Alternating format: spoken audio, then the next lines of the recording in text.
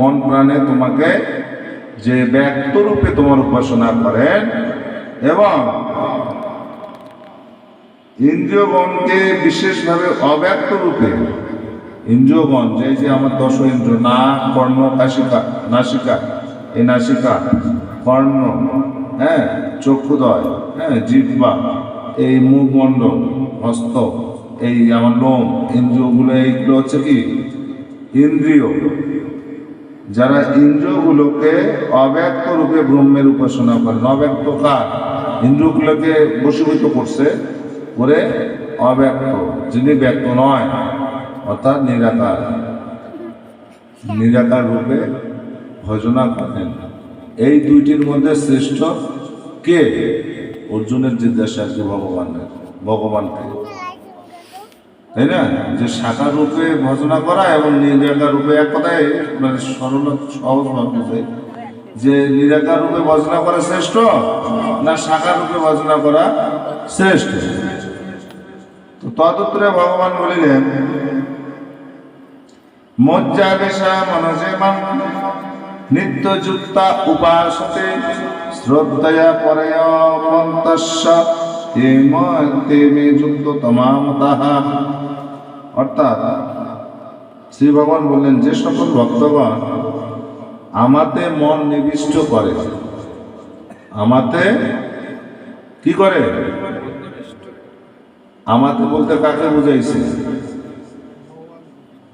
ভগবানকে। যেহেতু ভগবান এখানে বলতেছেন তাহলে ভগবানকে বুঝাইছে এখানে স্পেসিফিক ভাবে, কিন্তু কাকে আমাদের মানে কাকে বুঝাইছে? ভগবানকে। যেহেতু ভগবান বলতেছে, অনেক অনেক ক্ষেত্রে আমরা কিন্তু মানে বুঝে নিব যে এই ভাষাটা কাকে বলতেছে।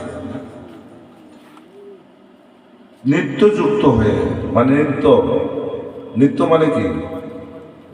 প্রতিদিন কি নিত্য বলে? প্রতিদিন কি নিত্য বলে?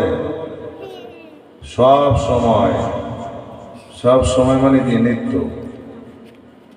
নিত্যানন্দ নাম কেন? উনি সব সময় মানে সবসময় আনন্দেই থাকেন, এই জন্য ওনার নাম নিত্যানন্দ। তো নিত্যযুক্ত অর্থাৎ সবসময় ভগবানের নাম স্মরণ করে এবং পরম শ্রদ্ধার সহিত ভক্তি সহকারে আমার উপাসনা করে। পরম শ্রদ্ধার সহিত, শ্রদ্ধা না থাকলে ভক্তি করে এই যে আমরা যে মাথায় হলে ভক্তি দেই, যদি শ্রদ্ধা না থাকে টাকা শরীর উঠলাম আর বসলাম, খালি মাথাটা ঠেকাইলাম আর উঠলাম। তো এখন গুরু যে মন্ত্র দিছে প্রণাম মন্ত্র, সেটাও তো কভার পারি না বাবা, নাকি? অখণ্ড মণ্ডলাকারম কভার পারি, তাহলে কি করি? মানে মাথাটা আমি ঠেকাইলাম, কি করে ঠেকাইলাম? গুরুক যে ভক্তি দিলাম, কি দিয়ে ভক্তি দিলাম?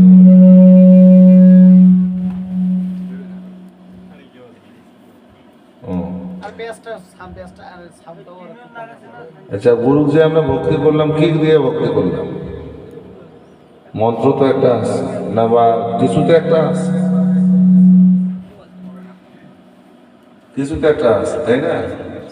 তো গুরুকে যদি ভক্তি করলাম, গুরুকে আমরা অখণ্ড মণ্ডলা করতে না পারি, গুরু ধর্ম গুরু কর্ম গুরুর চরণে নম নম, অন্তত এইটা বাংলা শুদ্ধ বাংলায় তো বলতে পারি, তাই না? গুরু ধর্ম গুরু কর্ম গুরুর চরণে নম নম। যারা জানি না তারা তো এটা জানে নিতে হবে গুরুর কাছ থেকে। তো আমরা তো জেনে নেই না রে বাবা, আর ওই শুধু বলি যে বলে গুরু বাবা এসে কিছু শেখায় না, জেনে নিতে হবে তো, গুরুর কাছ থেকে জেনে নিতে হবে তো।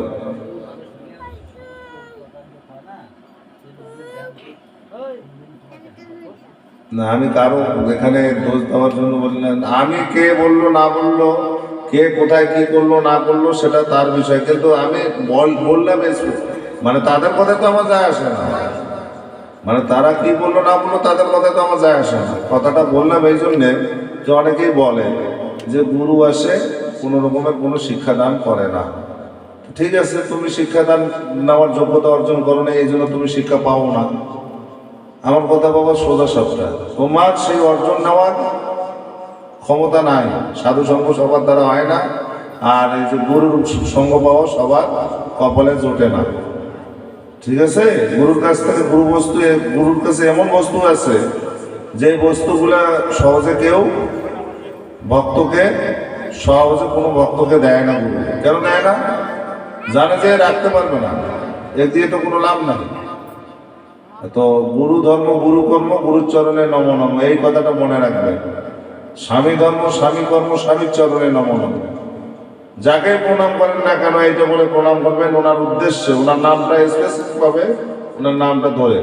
হ্যাঁ, স্বামীকে প্রণাম করেন, ভাই বড় দাদাকে প্রণাম করেন, বড় দাদাকে যখন প্রণাম করবেন, দাদা ধর্ম দাদা কর্ম দাদার চরণে নম নম। অন্তত এই কথাটা তো বলতে পারবো, তাই তো? পারবো তো? তো এই কথাটা বলবেন যখন মন্ত্র, যে কোনো মন্ত্র জানা না থাকবে, এইভাবে ধর্ম কর্ম চরণে নম নম। ঠিক আছে, মনে থাকবে? আচ্ছা, যাই হোক। তো ভগবান বললেন, যারা মন একেবারে আমাকে নিবিষ্ট করিয়া থাকে, আমাদের মন অর্পণ করে থাকে, সেই ভক্ত হচ্ছে আমার শ্রেষ্ঠ ভক্ত। তো সেই ভক্ত হচ্ছে কি? শ্রেষ্ঠ ভক্ত। তার উত্তরে ভগবান আবার বললেন,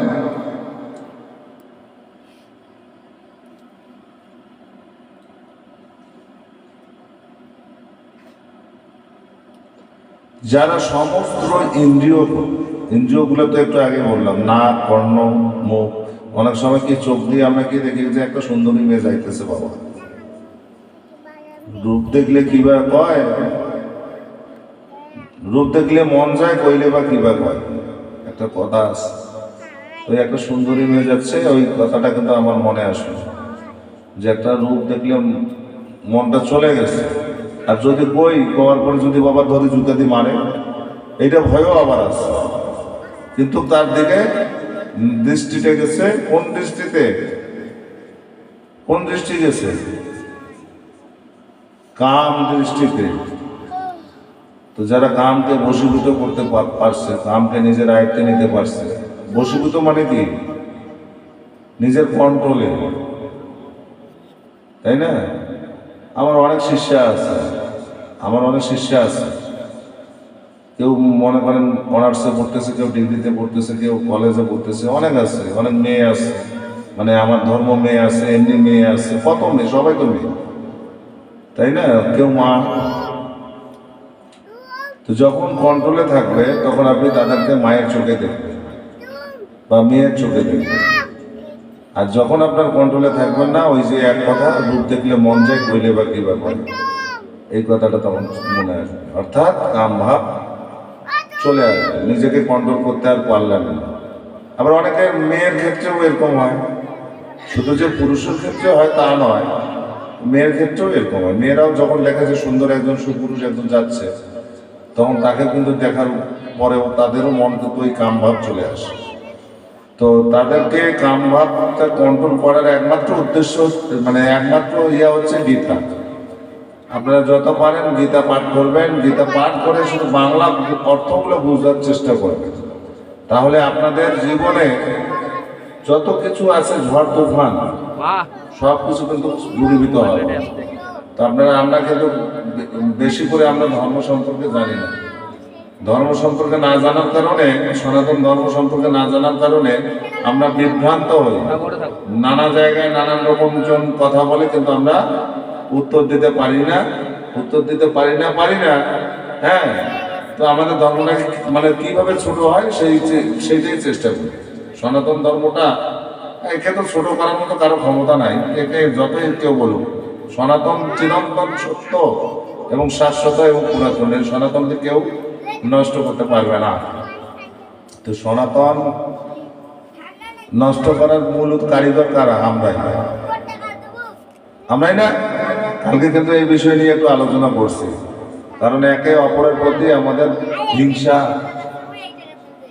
একে অপরের প্রতি কি হিংসা বিদ্বেষ, আমরা হিংসা বিদ্বেষে পড়ে গেছি। হ্যাঁ, যেমন জয়গুরু যারা করে, অন্যরা কয়ে যায় যে জয়গুরুর লোক। হ্যাঁ, যারা ইসকন করে বলে যে ইসকনের লোক, মানে ইসকন ধর্ম না জয়গুরু ধর্ম? ধর্ম কি আমাদের? তো সনাতন ধর্মে তো বাবা মত মেলা আছে, অনেক আছে। তো অনেকজনের সনাতনের তো বিরাট বড় একটা ধর্ম। এই ধর্মের মধ্যে তো মনে করেন শাখা প্রশাখা মেলা, মহাপুরুষ আসছেন অনেক পুরুষ। কলিযুগে চৈতন্য মহাপ্রভু আবির্ভাব কেন হলেন? উনি লীলা করার জন্য আগে থেকে করে রাখছেন, কিন্তু কেন আসলেন আমরা কি জানি? অনেক জায়গায় তো আমরা লীলা শ্রবণ করে যাই, করি না? লীলা কীর্তন হয়, কিসের জন্য যাই? মানে ঘুরিবার জন্য যাই, না ওই মেয়ে দেখবার যাই, না ছেলে দেখবার যাই? তো শ্রবণ করবার যাই, তো কি শ্রবণ করলাম? ভগবানের গুণ কীর্তন যে শ্রবণ করলেন, হ্যাঁ, কতটুকু কি অর্জন করলেন? ওই হিংসাটা অর্জন করলেন। তো ওইটাই কথা বললাম যে ছেলে দেখবার চান না মেয়ে দেখবার চান? তো ধর্ম যেখানে হয় কথা, সেখানে লোক সংখ্যা থাকে কম, এবং যখন দেখবেন যে ছেলে মেয়ে ভর্তি যেখানে, সেখানে লোক সংখ্যা বেশি। এই ওর ছবি তুলেছে, ওই ওর ছবি তুলেছে, এগুলোতে লোক সংখ্যা বেশি হয়। আর যেখানে একটু ভাগবত আলোচনা বা ধর্মীয় আলোচনা হবে, সেখানে কিন্তু লোক সংখ্যা কম হয়। কারণ ভগবানের কথা কেউ ভালো লাগে না বা কর্ণে প্রবেশ করে না, কারণ এই কলির প্রভাব। এখন এখানে যে ছেলেগুলা, যে আমার ভক্ত ছেলেগুলা, তারা যখনই এসে যতটুকু পারে চেষ্টা করে যে একটু গুরুদেবের সাথে একটু সঙ্গ দেওয়া।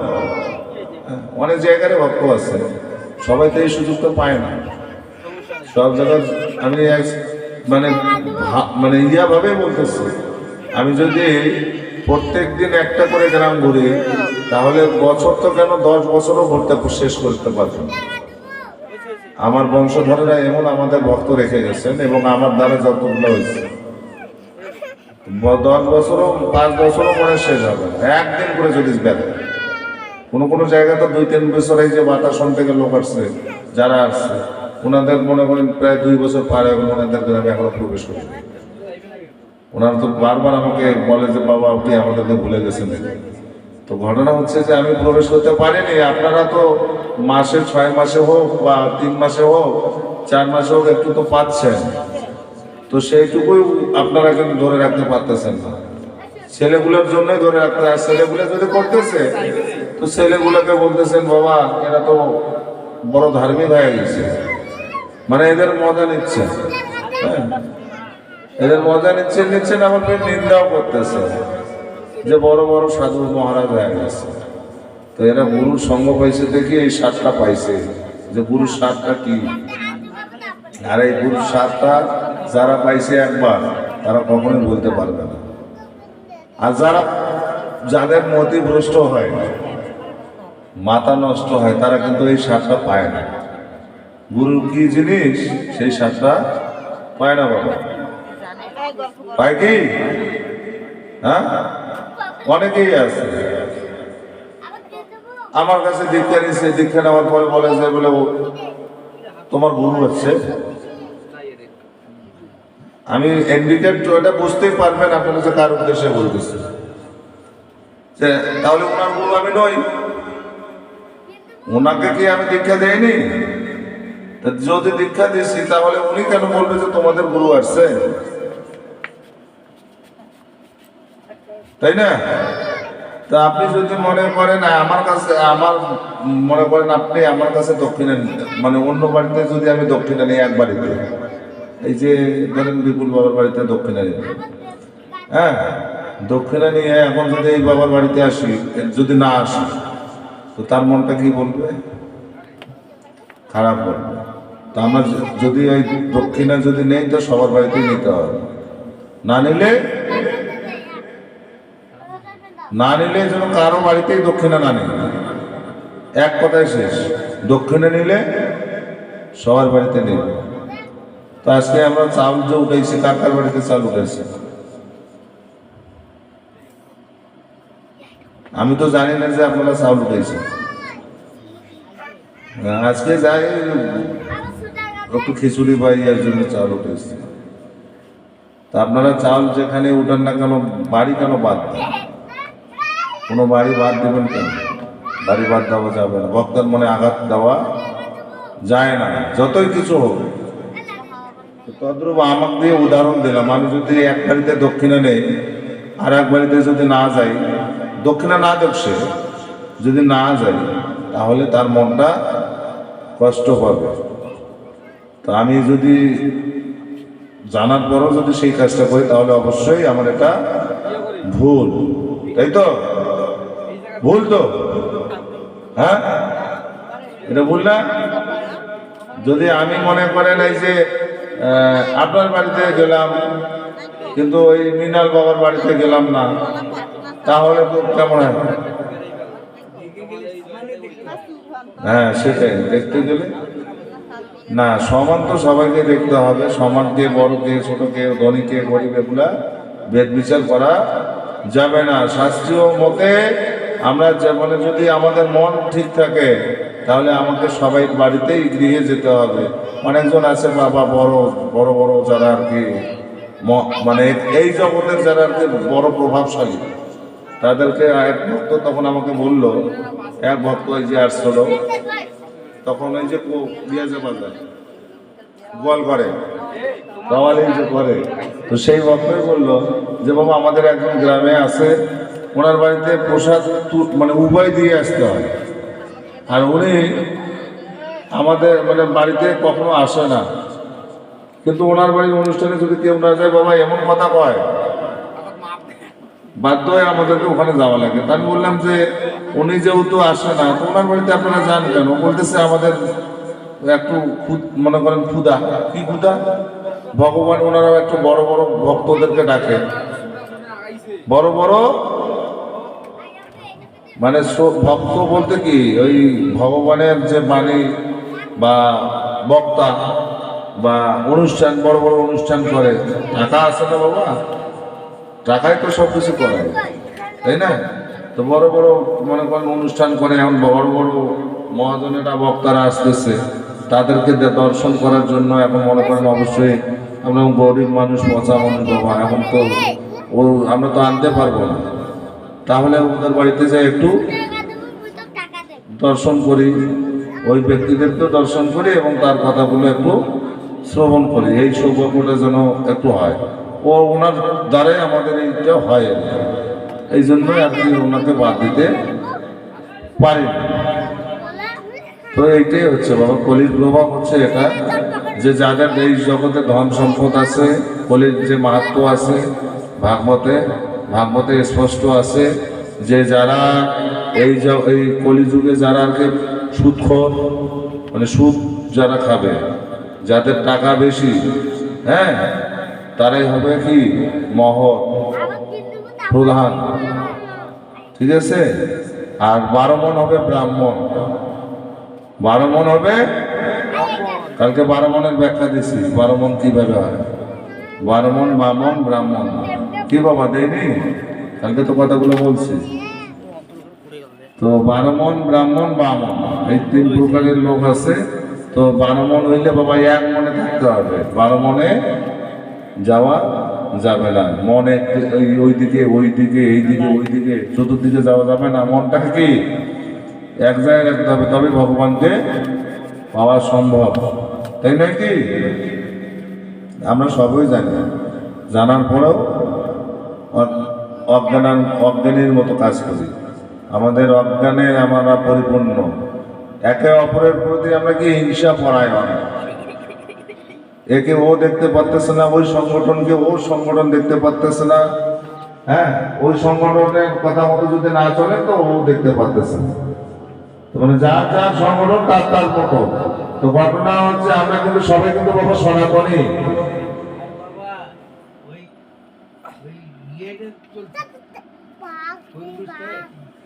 পরিবেশটাই তো সেরকম না, এটা বলির প্রভাব বাবা, বলির প্রভাব, এটা অন্য কিছু না, বলির প্রভাব।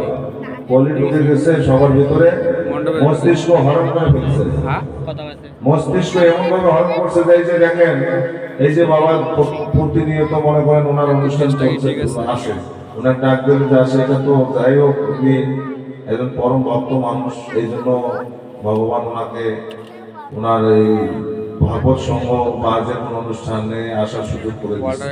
এরকম পূর্বজন্মের স্বীকৃতির ফলে, পূর্বজন্মের স্বীকৃতির ফলে এই জন্মে কিন্তু আমরা ভক্ত সঙ্গ পাই, ভক্তদের দর্শন পাই। আমরা যে কয়জনে আছি না কেন এখানে, আমরা কিন্তু পূর্বজন্মের কিছু ভালো কিছু কর্ম করছি বিদায় এই যে ভক্ত বিন্দুদের দর্শন একটু পাইতেছি, না হলে পাইতাম না। আর ওরা অবাধা যারা আসে না এখানে, যারা এখানে আসে না তাদেরকে কি বলা হয়? তারা হচ্ছে অবাধা, যে তারা ভক্ত দর্শন করতে পারে না, গুরুর দর্শনও করতে পারে না, গুরুর মুখে যে দুটা কথা শ্রবণ করবে সেটাও পারে না। মানে সাক্ষাৎ ওরা বলতেছে মাইকে তো শুনতেছি, তাই না? মাইকে তো শুনতেছি, শ্রবণ করতেছি, শ্রবণ করলে হয়ে গেল, মাইকে শ্রবণ করলাম তাতে কি গুরুর কথা শ্রবণ হয়ে গেল? আমাদের কি করতে হবে? সাক্ষাৎ দর্শন করতে হবে, সাক্ষাৎ তার মুখ থেকে দুইটা কথা শুনতে হবে, তবেই তো আমাদের মনে শান্তি আসবে, তবে তো আমরা পরপরে আমরা সুন্দরভাবে যেতে পারবো, তাই না? তা আমাদের মধ্যে হিংসা চলে আসছে। হিংসা যতক্ষণ পর্যন্ত দূরীভূত হবে না, ততক্ষণ পর্যন্ত আমাদেরকে ভগবান বলে গেছেন কি? কাম, ক্রোধ, লোভ, মোহ, মদ, ঐশ্বর্য, এই ষড়রিপুকে দমন করে, যে আমাদের কোনো কাম ভাব থাকবে না, কাম থাকবে না, ক্রোধ থাকবে না। ক্রোধ মানে কি? রাগ। আমরা অল্পতে কিন্তু রাগ হই, এই রাগটা কিন্তু আমাদের মধ্যে থাকবে না। লোভ, অপরের জিনিসের প্রতি লোভ, কোন আমাদের শাস্ত্রে মানে ভগবান এগুলো কিন্তু বলেন শ্রীমদ ভগবদ্গীতায়, বা কোন শাস্ত্রেই বলে নেই যে তুমি লোভ করো অন্যের জিনিসের প্রতি। হ্যাঁ, মোহ কি? যেগুলো মিশে মায়া মোহ, যেগুলো আমরা মনে করো যে এটা আমার, ওইটা আমার, অমুক আমার। এই যে মারা গেলে বাবা সব জমি জায়গা পড়ে টড়ে সব কিছু থাকবে, থাকবে তো? মারা গেলে থাকবে না এগুলো? তাহলে আমি আজকে এটা আমার আছে, কালকে অন্যের হবে, কালকে অন্যের থেকে তার অন্যের হবে, এইভাবে চলতে থাকবে। কিন্তু আমি আর থাকবো না, এই দিক ধরা যাবে, পৃথিবীতে আমি থাকবো না। তাহলে আমাকে কি করতে হবে? এটা আমার আমিত্ব ভাবটা দূর করতে হবে, যে আমার এটা নয়, এই মোহ থেকে মুক্ত হতে হবে, আমিত্ব ভাব দূর করতে হবে। কাম, ক্রোধ, লোভ, মোহ, মদ কার প্রতি মদ থাকতে হবে? পরমেশ্বরের প্রতি। ওনার প্রতি যখন মদ চলে আসবে, তখন আপনার মদ যদি যে ধনের প্রতি, সুদ খাওয়ার প্রতি, অমুকের প্রতি, তমুকের প্রতি যদি আইসে, নারীর প্রতি, হ্যাঁ, এগুলোর প্রতি যদি মনে করেন যে নারী আমার বোন বা মা বা দিদি ভাই, হ্যাঁ, যেটাই বলি না কেন, যদি এগুলো যতক্ষণ পর্যন্ত আমরা মনে করতে পারবো না, ততক্ষণ পর্যন্ত আমাদের ওই কাম ভাব চলে আসবে, তাই তো? আমাদেরকে এগুলা পরিত্যাগ করতে হবে। ঐশ্বর্য ভাব কি? ধন সম্পদের ঐশ্বর্য।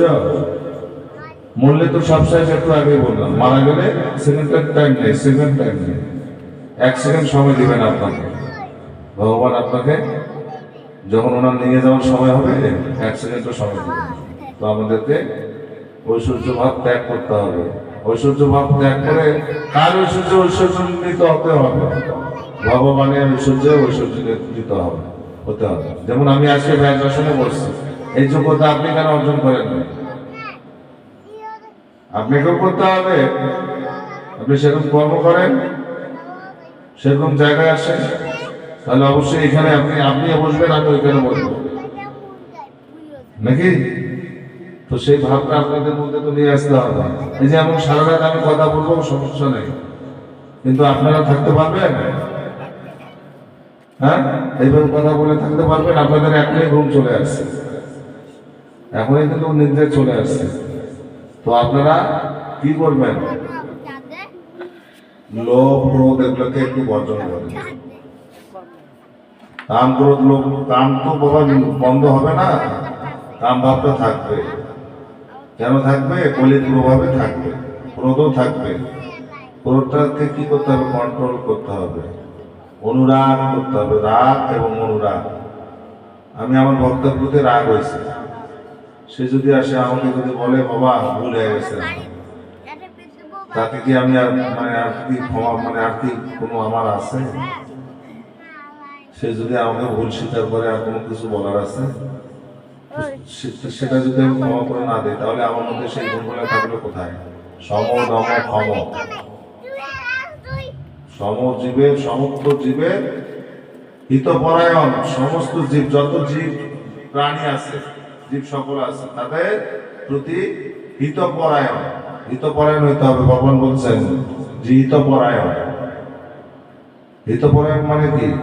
তাদের ভালো যেটা হয়, তাদের হিত, তাদের কোনটাতে ভালো হয় এবং সে কিভাবে ভালোভাবে থাকতে পারে, হ্যাঁ, সেই হিতপরায়ণ হতে হবে। যাই হোক, একটু আলোচনা বেশিক্ষণ করবো না, আলোচনাটা বেশিক্ষণ করলে মানুষের একটু সমস্যা হয়। হ্যাঁ, তো ভগবান বললেন, এক কথায় বললেন যে নিরাকার ব্রহ্মের উপাসনা করা খুব ক্লেশদায়ক, কষ্টদায়ক। কি? নিরাকার ব্রহ্মের উপাসনা করা এই দেহধারীর পক্ষে খুব কষ্টদায়ক, এই দেহধারীর পক্ষে সম্ভব নয়। তাই ভগবান বললেন যে সাকার রূপে যারা ভজনা করে, অর্থাৎ ওনার যে সাকার রূপটাই যে আমরা চিত্রপট দেখতেছি, যারা এইভাবে মনের ভিতরে নিয়ে আসে, যারা এইভাবে উপাসনা করে, তাদের জন্য সেই ভক্তরাও আমার কাছে পৌঁছাতে পারে, এবং যারা নিরাকার ভাবে ভজনা করে তারাও আমার কাছে পৌঁছাইতে পারে। কিন্তু শাখা রূপে ভজনা করলে বাবা বিশ্রাম দিই, হ্যাঁ, শাখা রূপে ভজনা করলে বাবা একটা ফল আছে, যে ফলটা হচ্ছে যে আমরা সুন্দরভাবে কর্মগুলো করে যেতে পারবো। ভগবানের কর্ম ভিতরে কিন্তু নিয়ে আসতে পারবো ওনাকে, যে ভগবানের রূপটা মনে করবো যে এইটাই মনে ওনার রূপ। ভগবান কোন রূপে নাই? হ্যাঁ, আমি যদি মনে করি পরমাত্মা রূপে আপনার ভিতরে আছে, আপনি সেই ভগবান। আমি যদি মনে করি আমার ভিতরে, যদি আমি মনে করি যে আপনি ভগবান, আপনি ভগবান, কেন? আপনার ভিতরে পরমাত্মা আছে, পরমাত্মার রূপে যিনি বিরাজ করতেছেন তিনি ভগবান, আপনি চিনতেছেন না। আমরা সেই চক্ষু নাই, সেই চোখ নাই, আপনাকে সেই চোখ দেয়নি, সেই চোখ দিলেও আপনি দেখতেছেন না। আপনাকে কি দিয়েছে? বাইরের চোখ, দিব্য চোখ তো দেয়নি, আপনাকে বোঝার মতো সেই জ্ঞান চক্ষুটা দেয়নি। জ্ঞান চক্ষুটা দিলে আপনি বুঝতেন যে হ্যাঁ, প্রত্যেকটা জীবকে আমার ভালোবাসতে হবে, কারোর সাথে হিংসা করা যাবে না, কারো নিন্দা করা যাবে না, কারো গেলানা করা যাবে না। তো আপনার তো সেই চোখ দেয়নি, সেই মুখ দেয়নি, দিছে? তো যদি দিত তাহলে আপনি এইসব করতেন না। আপনাকে উদাহরণ দিচ্ছি বাবা, তাই বলে আপনাকে বলতেছি না, ঠিক আছে?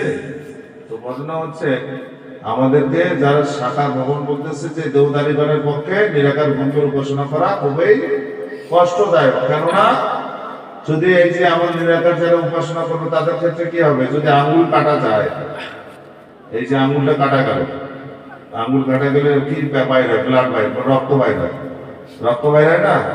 রক্ত বাইর হলে কি আমাদের কষ্ট হচ্ছে না? তো যারা নিরাকার ব্রহ্মের উপাসনা করে তারা দেহের পক্ষে দেহটা যে কি হচ্ছে তো সেটার কিন্তু চিন্তা করবে না, সেটা চিন্তা করবে না। সে হাত কাটা গেছে না পা কাটা গেল না কি কাটা গেল, তারা শুধু আত্মাকে চিনবে, এই আত্মার ভিতরে যে আত্মা আছে তাকে চিনবে, এই দেহটাকে চিনবে না। তো দেহ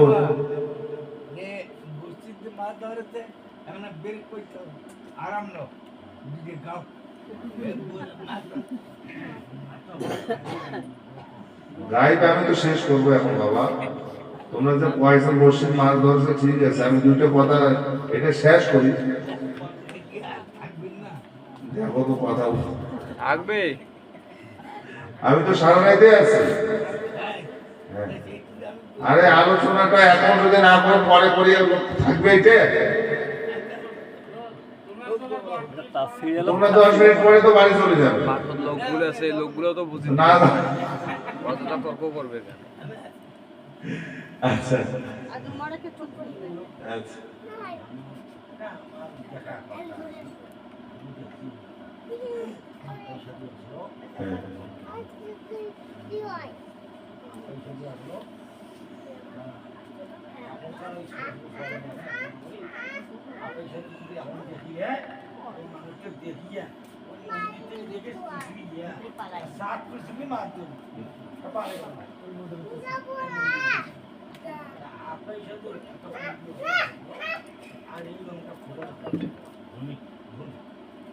আর উনি ওই যে ভ্যান ধরে বসছে আছে আর এখন আমি খানটা উঠিয়ে ফ্যান চলেছে তোমাকে রাহুল করছে কি বাবা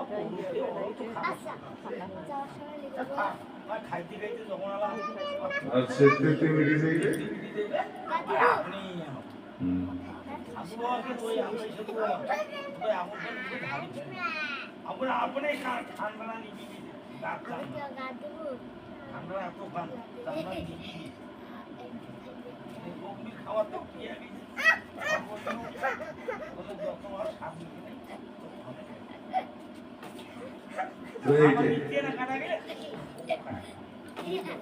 তো তো ঘটনা হচ্ছে যে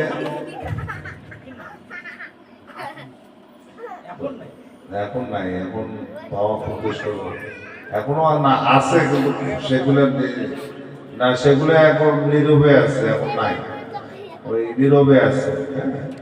তো কথা হচ্ছে যে এই যে আমরা নিরাকার যদি ব্রহ্মের উপাসনা করি তাহলে আমাদের এই যে কাটা গেলে কিন্তু আমরা বুঝবো না যে আমাদের মানে ব্যথা পাবো না, অনুভব করা যাবে না। কিন্তু আমরা যদি সাকার উপাসনা করি ব্যথা অনুভব করা যাবে। আমাদের অজান্তে 5টা করে পাপ হয়, কালকে সবাই শুনছেন না? অনেকেই শোনেননি, অনেকে আসছেন। 5টা করে প্রত্যেকদিন আমাদের পাপ হয়। পাপ খায়ের উপায়টা কি? আমরা কালকে যারা শুনছেন তারা বলেন পাপ খায়ের উপায়টা কি? 5টা পাপ আমাদের কি কি, আর 5টা পাপ খায়ের উপায় কি কি?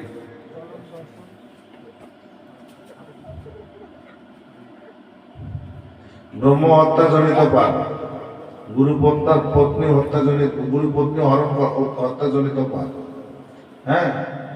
তারপরে ভ্রূণ হত্যাজনিত পাপ, এই যে আমরা গর্ভ নষ্ট করি, হ্যাঁ, গর্ভ নষ্ট করা এটা একটা পাপ।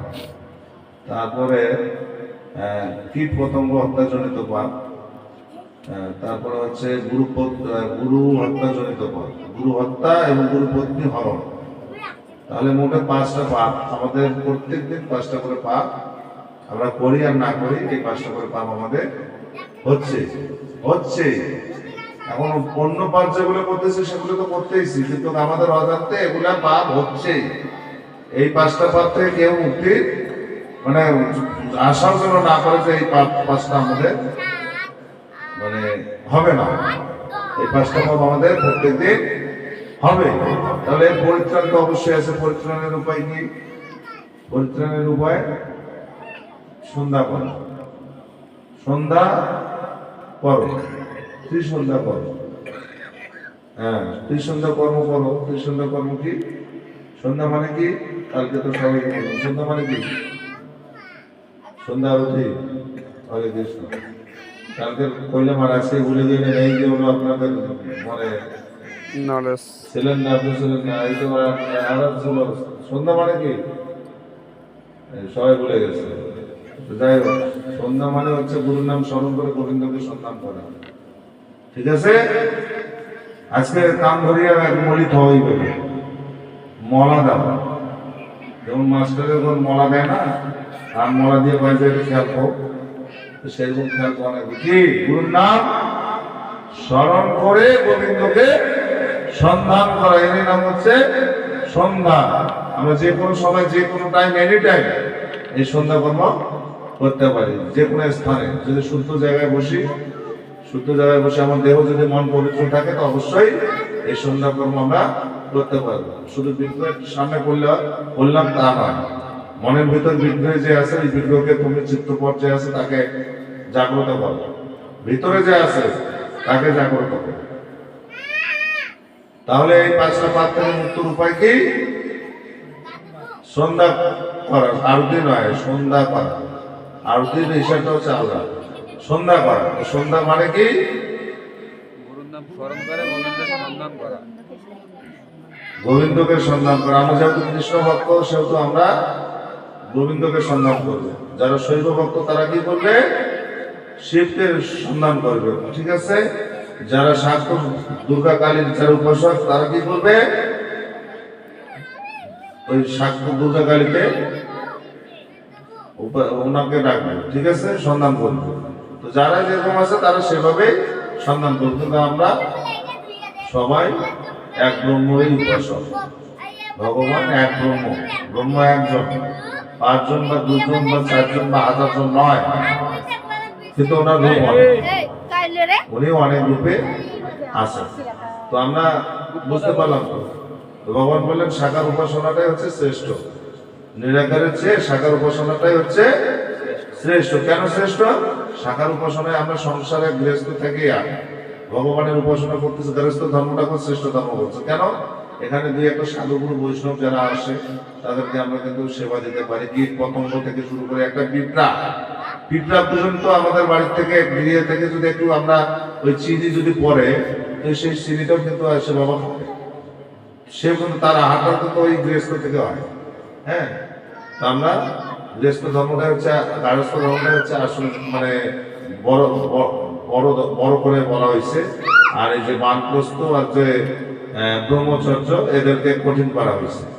গার্হস্থ ধর্মটা হচ্ছে শ্রেষ্ঠ বলা হয়েছে, কারণ এখানে সাধু গুরু বৈষ্ণব সবারই সেবা হয়, পশু পাখি কীট পতঙ্গ সবারই সেবা হয়। তো আমরা মনে করেন যে শাখার উপাসনাটাই হচ্ছে শ্রেষ্ঠ, এটা তো জানলাম, তাই না? এবং সন্ধ্যা সম্পর্কে জানলাম, তাই না? সন্ধ্যা করলে 5টা পাপ হয় আমাদের দৈনন্দিন জীবনে অজান্তে, সে পাপের ক্ষয়েরও আমরা উপায় জানলাম।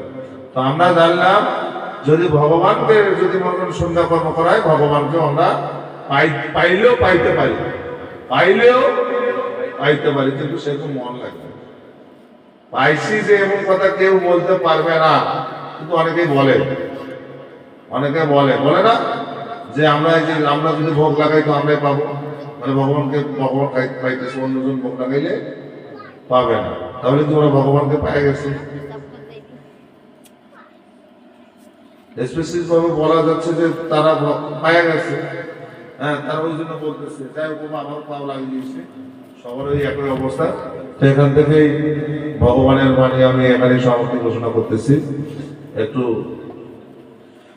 আমরা একটু ভগবানের উচ্চ কয়টা নাম কয়টা একটু বলি। হাত জোড় করেন সবাই। গঙ্গা, গীতা, সাবিত্রী, সীতা, সত্যা, পতিব্রতা, ব্রহ্মাবলী, ব্রহ্মবিদ্যা, ত্রিসন্ধ্যা, মুক্তি গৃহিণী, আর্ধমাত্রা, চিতানন্দা, ভবাগ্নি, ভ্রান্তি নাশিনী, বেদত্রয়ী, পরানন্দা, তথার্থই, জ্ঞান মঞ্জুরি। হে ভগবান, জানি না তোমার মন্ত্র, জানি না তোমার ক্রিয়া, জানি না তোমার ভজন, জানি না তোমার সাধন, জানি না তোমার পূজন, জানি না তোমার আয়োজনে, ভজনে, পূজনে, সেবায় যদি কোনো ভুলভ্রান্তি করে থাকি, পুত্রীর ন্যায়, পুত্রর ন্যায় সকল শ্রুতি ক্ষমা মার্জন কর। হে পরমেশ্বর ভগবান, হে অখিলের নাথ, হে দীননাথ, হে প্রাণনাথ, তুমি পরম পিতা, তাই তোমার নিকট করজোড় করে নিবেদন করি, এখানে যারা উপস্থিত রয়েছেন সবাই যেন তোমার সান্নিধ্য লাভ করতে পারে। এই গ্রামে যারা শ্রবণ করতেছেন ডিজিটালের মাধ্যমে, অর্থাৎ মাইকের মাধ্যমে শ্রবণ করতেছেন, তাদেরও যেন তোমার চরণ পাওয়ার সৌভাগ্য অর্জন হয় এবং যার দেশবাসীর মঙ্গল হয়, উপস্থিত ভক্তবাসীর মঙ্গল হয়, বিশ্ববাসীর মঙ্গল হয়। সবাই যেন সুখ শান্তিময় জীবনযাপন লালিত পালিত করতে পারে, প্রতিহিংসামূলক আচরণ না করে। হে ভগবান, তুমি সবাইকে সুবুদ্ধি প্রদান করো। ওম শান্তি, ওম শান্তি, ওম শান্তি। ওম জগৎ শান্তি, পৃথিবী শান্তি, অন্তরিক্ষ শান্তি, উপস্থিত ভক্তবৃন্দের শান্তি, গ্রামবাসীর শান্তি, সকলের শান্তি। ওম শান্তি, ওম শান্তি, ওম শান্তি। কৃষ্ণায় বাসুদেবায় হরয়ে পরমাত্মনে প্রণত ক্লেশনাশায় গোবিন্দায় নমো নমঃ। হে কৃষ্ণ করুণা সিন্ধু দীনবন্ধু জগৎপতে গোপেশ গোপিকাকান্ত রাধাকান্ত নমস্তুতে। তপ্ত কাঞ্চন গৌরী রাধে বৃন্দাবনেশ্বরী বৃষভানু সুতে দেবী প্রণমামি হরিপ্রিয়। ওম শান্তি, ওম শান্তি, ওম শান্তি। জয় জয় শ্রীমদ্ ভগবদ গীতা।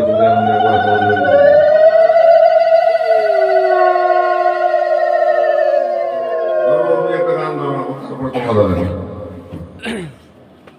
বাবা, মনে কিছু নেন না বাবা, মনে কিছু নেবেন নাকি বাবা? এখানে ভক্তি করা যাবে না, কারণ এখানে হচ্ছে গোবিন্দ স্বয়ং আছে, এমনি দূর থেকে প্রণাম করুন।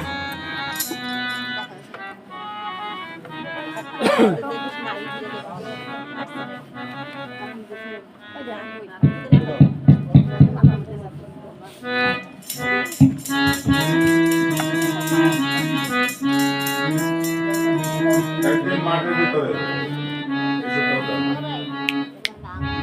দাদা আছে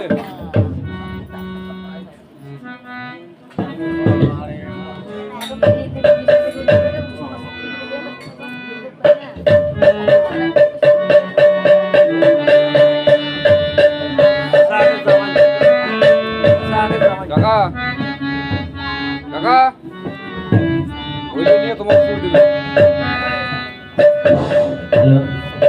তোমার ফুল দিবে ওইটাতে। একদিন মাটির ভিতরে হবে ঘর রে মনামার,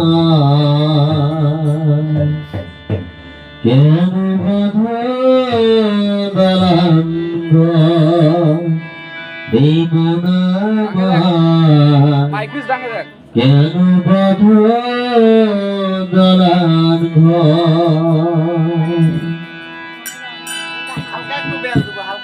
ওই একদিন মাটির ভিতরে হবে ঘর রে মনামার, কেন বাংল দালান ঘর রে মনামার, কেন বাংল দালান ঘর।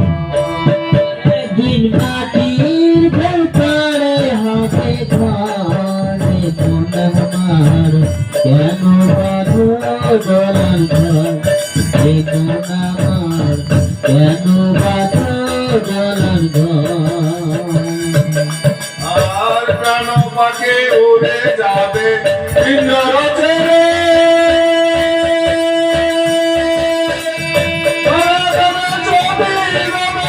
তুমি যাবে চলে, প্রাণ পাখি চলে যাবে, তুমি রবে